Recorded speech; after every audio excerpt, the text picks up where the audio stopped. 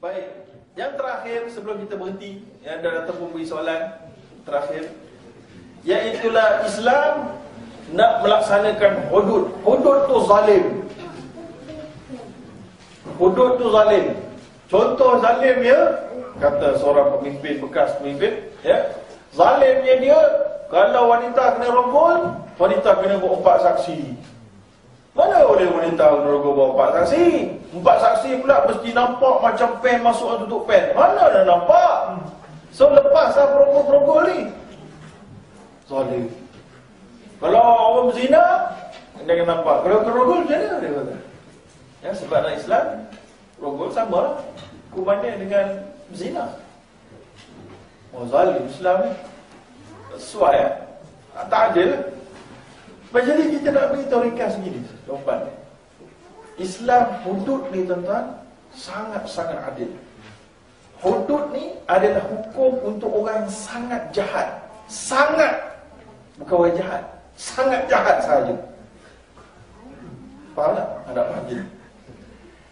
Nak laksanakan hudud, dia mesti ada 4 saksi kalau berzina ibarat. Kalau orang berzina senyap-senyap, orang tak nampak, kena tangkap, ya, tak ada 4 saksi, tak boleh kena hudud. Nampak tak? Sebab apa? Sebab dia belum sangat jahat. Tak faham ni? Bagi bahas sikit lagi. Sangat jahat tu maknanya dia berzina di tempat terbuka sampai semua orang boleh tengok. Oh. Memang budak muda cakap apa? Gila betul jahat. Mustahil tak? Tak. Orang putih kan banyak lagu tu. Kat Dubai yang kena tangkap tu. Duk melakukan seks dekat tepi pantai. Kena tangkap, kena denda, badan denda. Tu masuk TV BBC, kononnya orang Islam teruk betul. Oh, nak buat seks dekat tepi pantai pun tak boleh. Itu bab super jahat nama dia. Itu orang kafir. Orang kafir tak kena hudud. Orang kafir tak kena hudud. Yang kena hudud orang Islam. Orang kafir diberi pilihan. Ni orang kafir takut apa? Tak mau potong tangan. Kamu tak Islam, tak apa yang potong. Potong tangan orang kami, kan? Kamu boleh pilihan. Kalau kamu nak hudud, kamu boleh. Kalau kamu tak nak, ambil undang-undang sivil. Apa masalah? So masalah? Tak boleh nanti perempuan kena rogol. Perempuan kena rogol kalau tak ada 4 saksi. Memang tak ada 4 saksi. Bila tak ada 4 saksi, apa yang ada? Ada air mani, ada semua dalam, ada tilam, ada apa lagi? DNA, ada apa lagi? Ya? Ada DNA lelaki Y, ada koyakan. Macam ni dalam berita. Okay. Contohnya lah, tak ada. Dia ada benda-benda tu. Benda-benda itu semua namanya qarinah dalam fiqh qada, fiqh jinayah. Qarinah ni tak cukup untuk melaksanakan hudud. Habis terlepaslah perogol. Tak terlepas, siapa kata terlepas? Dia bawa ta'zir lah, ta'zir. Ta'zir ni berapa teruk? Ta'zir ni dia ada khilaf ulama. Ada ulama, sebagai ulama kata ta'zir boleh ikut kebijaksanaan hakim dalam menentukan berapa hukuman dia, dan dia boleh lebih teruk daripada hudud. Oh, kalau zina 100 sebat, ta'zir 200 lah. Boleh. Boleh. Sebagai ulama ni kata tak boleh. Ta'zir tak boleh lebih berat daripada hudud. Kalau hudud 100, ta'zir 50 je paling kuat. Tak apa, bagi sebab 50, dah tu bagilah apa nama tu, penjara 20 tahun. Kalau tak apa penjara, bagilah benda lain. Macam-macam lah. Ikut kebijaksanaan hakim. So siapa yang kata terlepas? Tak terlepas. Tak terlepas. So tak ada masalah. Hudud ni adalah khas untuk yang memang sangat jahat. Macam tadi zina tadi tu. Ataupun dia mencuri. Dia mencuri dan dapat bukti yang ada saksi sebagainya, lebih daripada sekian-sekian jumlah, potong tangan. Tak penjara, adil. Sebab potong tangan, dia yang jahat, bukan keluarga dia jahat. Tapi kalau dia masuk penjara, kesian keluarga dia, tak siapa nak makan. Keluarga dia pun akan menerima derita. Kalau potong tangan, dia seorang je terima derita, keluarga dia kenalah juga. Lepas tu sebab dia tak ada tangan saksi. Tak ada tangan sikit. Tapi maknanya tidaklah dia menderita tak ada suami selama 20 tahun, 10 tahun. Okey. Kemudian begitu adilnya hudud. Hudud ni sangat susah. Dan jangan takut. Tak siapa patut takut ke hudud. Hudud ni dia psychological. Memang untuk menakutkan penjenayah. Yang kamu bukan penjenayah, takut apa? Kau takut penjenayah. Ya? Jadi hudud ni memang untuk takutkan penjenayah. Macam Nabi SAW yang dibawakan Nabi ni masih rata syahad. Perjalanan sebulan nak sampai kat musuh dah takut dah. Ya? Jadi begitu juga dengan hudud.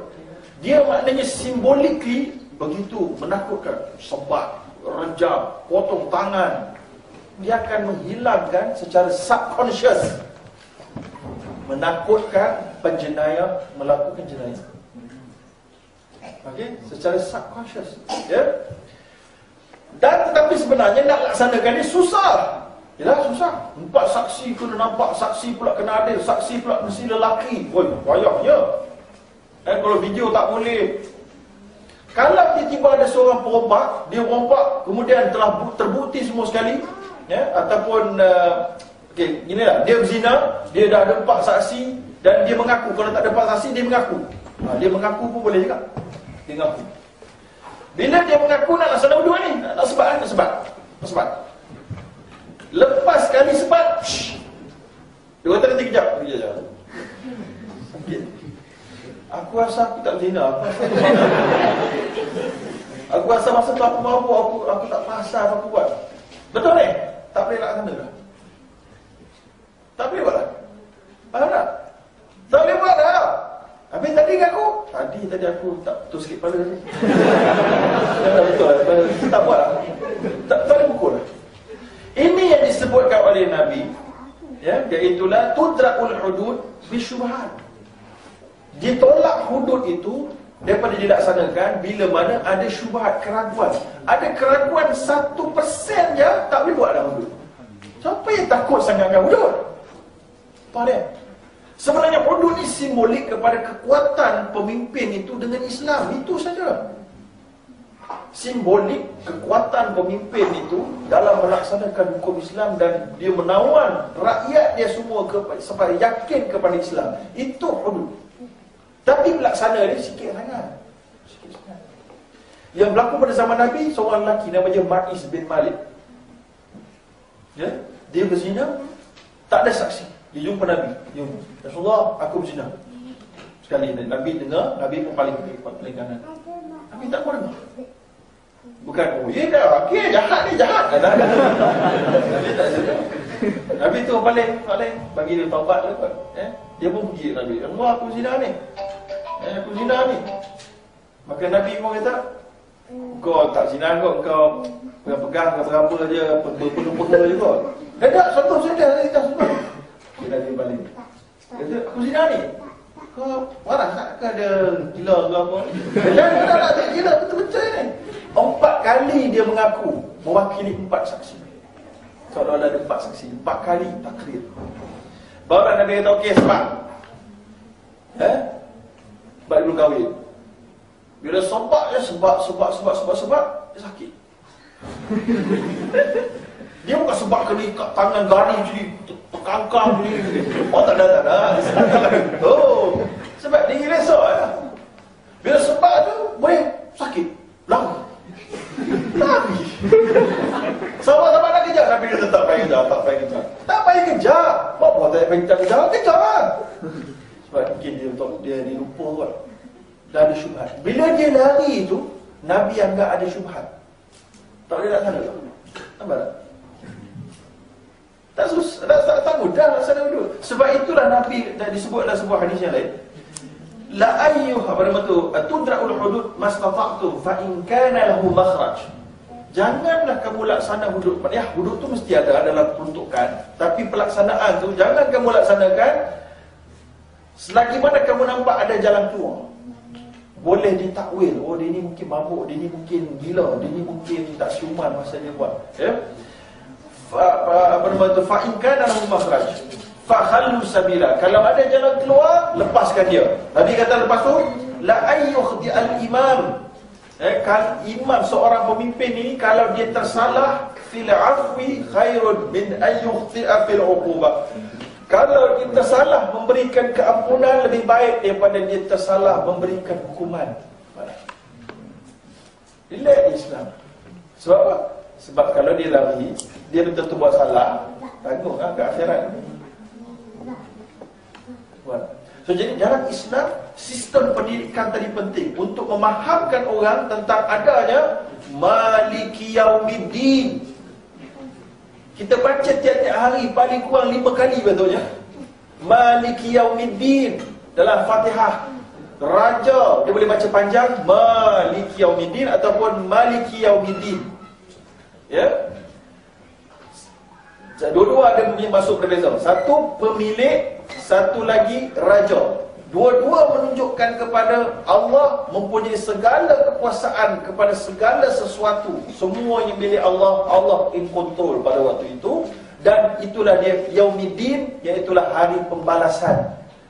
Bila mana seluruh rakyat telah diberikan kefahaman ini, maka hudud senang dilaksanakan. Siapa nak selamat, mari. Siapa tak mau selamat, tanggung sendiri. So orang yang sahabat-sahabat yang nak selamat, dia datang sendiri. Dia datang sendiri. Dan bila dia lari, maknanya dia tanggung sendiri. Maknanya tidak orang kata tak lapak nak menghudud orang je lah, tak. Islam ni tak lapak nak hudud orang. Faham kan? Oh, kita ada betul ke pasal tu? Jadi itu dia apa nama tu penjelasannya. Jadi saya rasa cukup sekedar itu. Kalau ada soalan